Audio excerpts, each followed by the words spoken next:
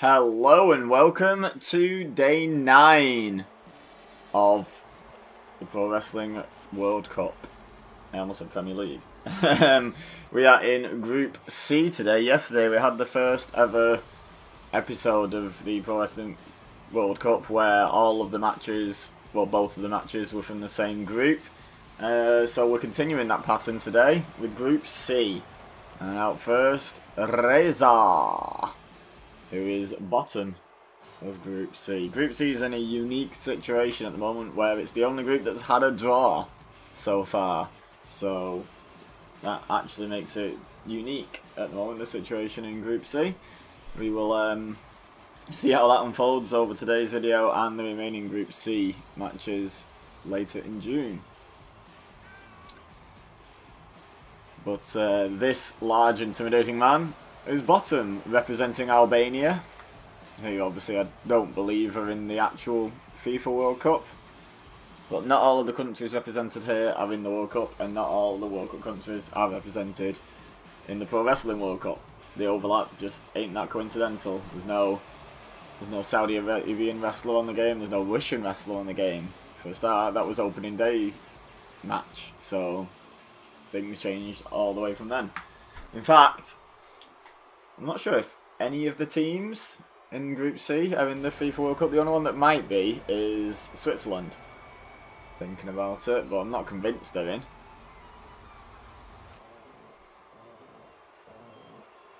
Anyway, this is going to be a hell of a fight. Battle of the big men.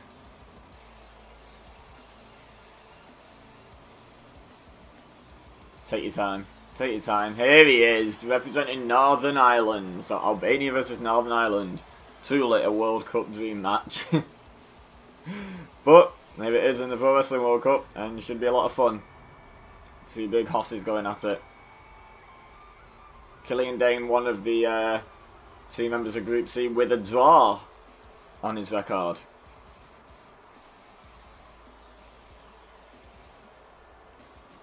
So he could go, with a win, he could go clean top at least until the end of the next match.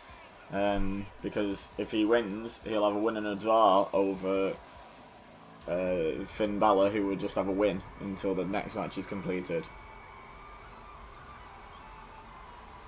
So could make things real interesting having a draw in the opening, well, one of the opening matches in this group. Could make things work out real interestingly.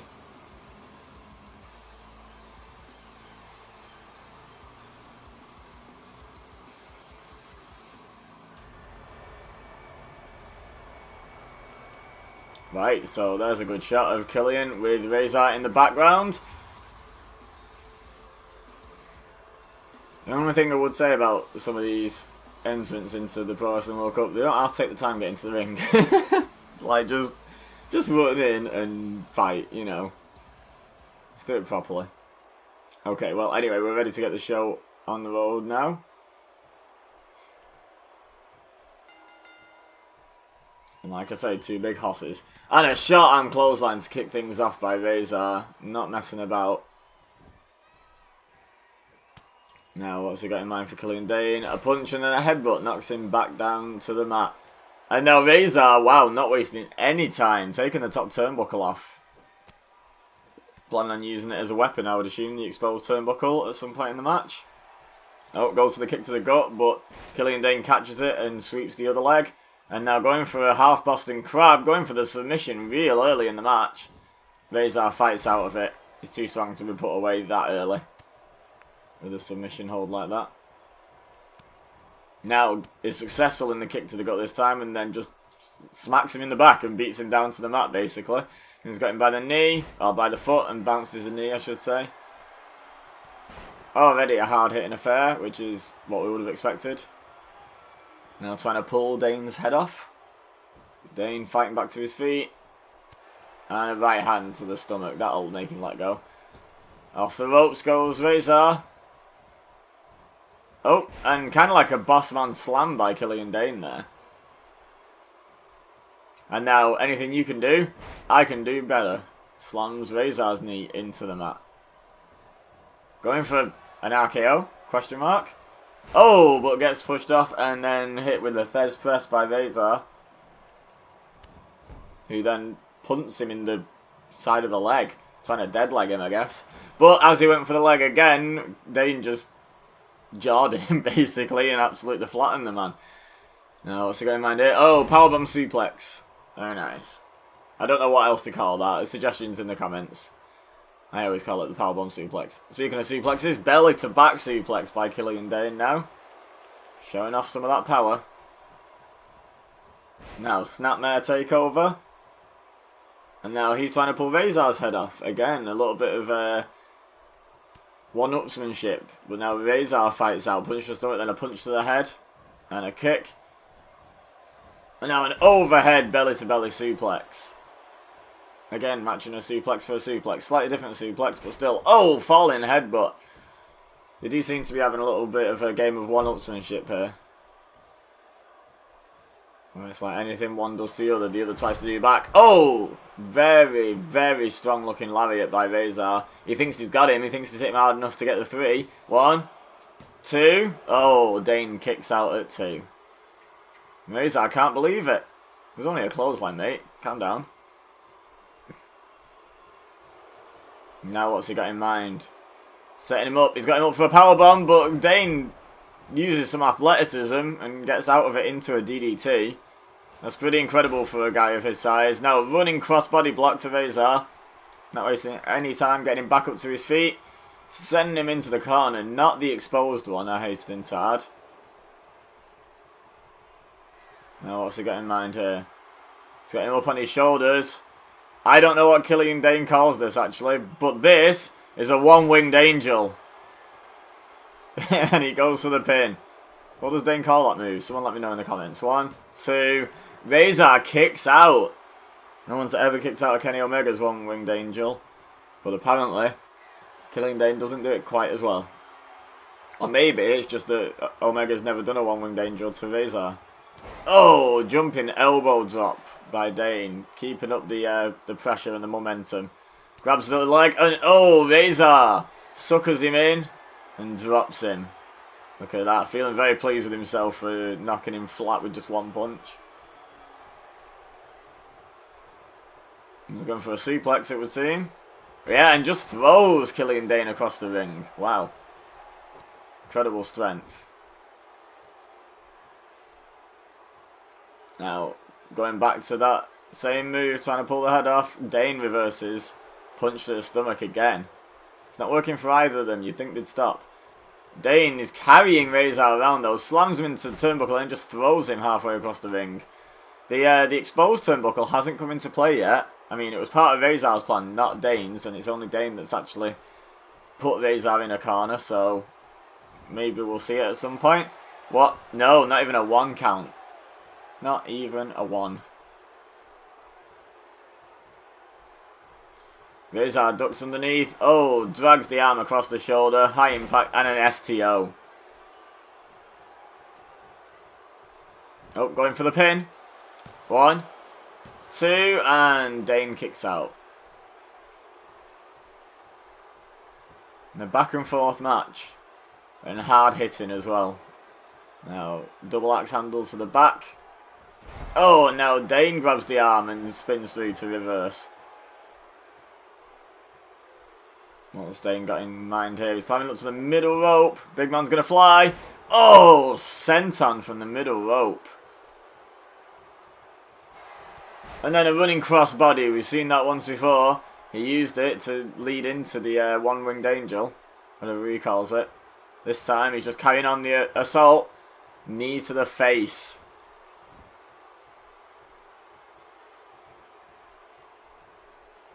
Now, nerve grip. We have seen a match end in the qualifying stage with the nerve grip. But looks like Rezar's getting to his feet.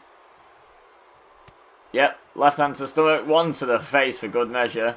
Oh, but the next attack, Dain blocks and punches him back.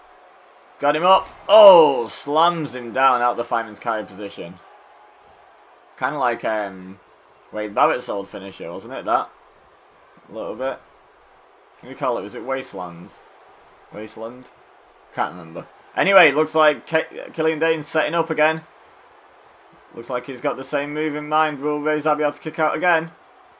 Oh, he lands it again. And here we go. This might be enough. 1, 2, 3. And Killian Dain, at least temporarily, moves to the top of Group C. However, we're not going to get the table up just yet. We're just going to do it at the end of both matches to have a look at where everyone is. So, let's just crack on with the next match. And what a match it should be. This is a dream match. I don't know if this has actually happened. Obviously not Demon Bálor, but just Bálor in general against Cesaro. I don't know if that's happened in WWE. Probably at some point. They were both on Raw for quite a while. However, they've never met in the Pro Wrestling World Cup before. So this is Finn Bálor, who came into today's episode top of the league. Currently second, 1 point behind Killian Dain. And Cesaro, who is on 1 point. But if he wins, he's back level with Killian Dain at the top.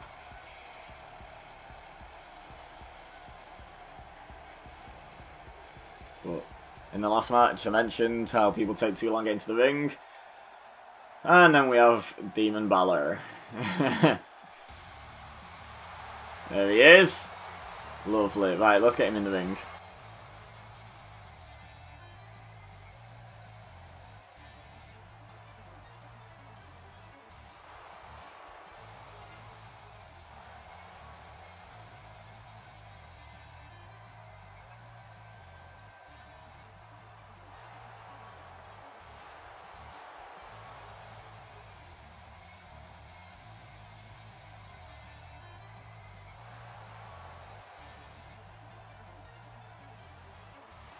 Alright.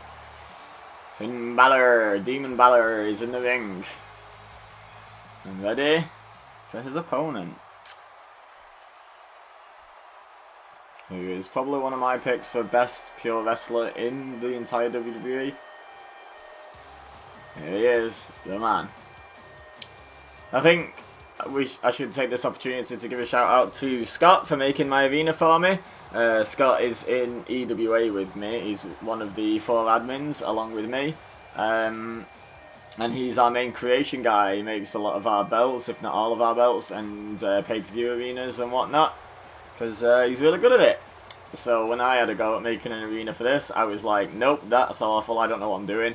Hey Scott, can you make me an arena? And he accepted, and he made this lovely arena. So shout out to him, big thanks to him for making this series look as good as it does. Because otherwise it would have just been some mess that I made with a grass effect on the floor. Right, don't get me wrong, he still used the grass effect on the floor, but he's done it well. Mine would just be a mess with that. So, yeah. Thank you, Scott. Right, so Cesaro is in the ring. And it's time. Let's get this show on the road. Demon Bálor representing Ireland. Cesaro representing Switzerland. Let's go. And now Cesaro wastes no time, grabs Finn by the head and just suplexes him by the head across the ring. It's a very strong man in Cesaro. Look at that, short arm shoulder tackle. Flattens Finn Bálor, but Finn Bálor using his speed. Arm drag, that's not to say Cesaro's a slouch though. Finn probably only just outspeeds Cesaro in this one. DDT though, he's going to have to use that slight speed advantage. Stamp on the arm, that'll slow down the strength. Slow down the strength, I'm not sure that makes sense. Now, snap suplex by Finn Bálor. And now send Cesaro off the ropes. Oh, they collide in the middle of the ring and Cesaro is the quickest to react. Throws Bálor off the ropes, goes for a jumping back elbow, but Bálor dodges it. This is where the speed comes in, like I say. And then a Michinoku driver by Finn Bálor. Now going for a suplex, it would see him again. Yep, oh, into kind of a brainbuster. Sort of halfway between a suplex and a brainbuster, that was. Now he's on the middle rope. Diving elbow to the face.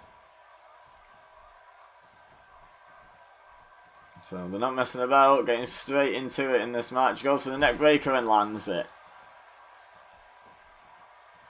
Cesaro just completely no-sold that stamp, but Finn Bálor managed to maintain control all the same.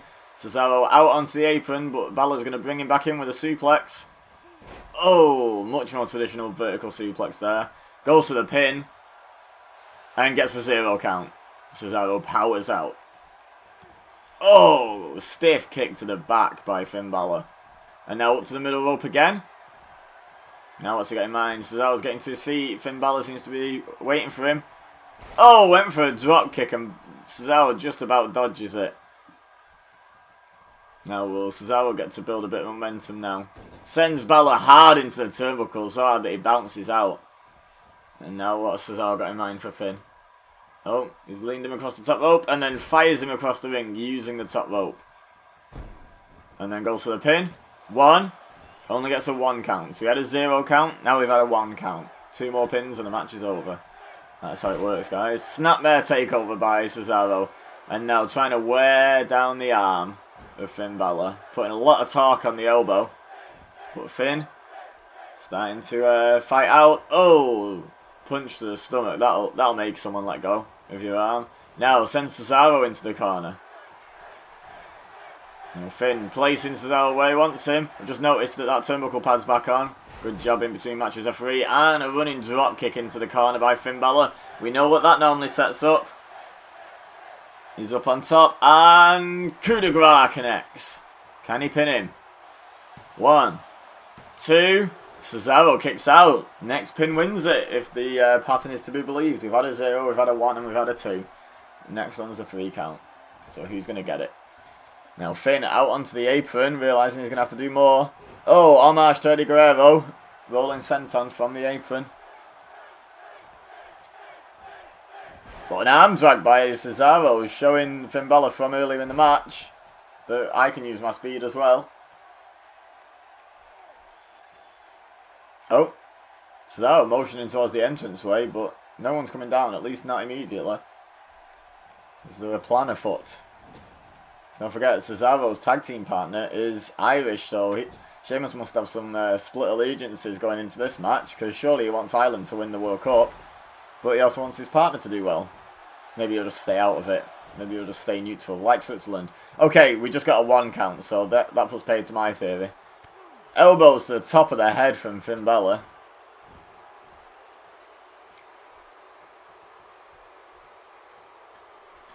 And again to the middle rope. This is the 3rd time he's been on the middle rope, as well as having been to the top rope once. Goes for that dropkick and hits it this time. He wanted to hit that dropkick clearly. Cesaro dodged it last time. Now Finn sending Cesaro into the corner. Oh, he went for the legs, I think maybe to lift him up. Cesaro hit a knee and then lifts him up for an uppercut. Oh, a couple of stomps. And now what's he got in mind? Just lifts Finn Bálor off the mat. And a deadlift gut wrench suplex. I almost said German suplex, but no, that wasn't a German. That was a gut wrench. Showing off his strength and then drops the knee.